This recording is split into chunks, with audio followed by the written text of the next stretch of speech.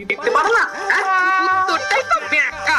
তাহলে সোজা উত্তর দেবো কিভাবে?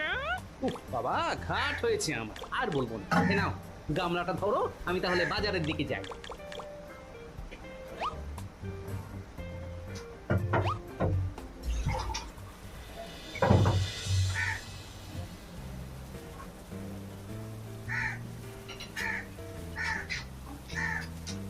এই যে হারান, এই আলু কত করে?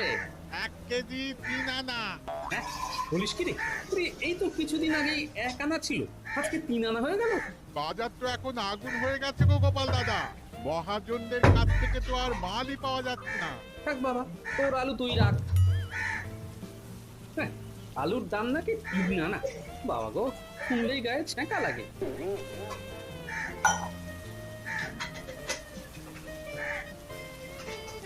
আরে গোপাল দাদা যে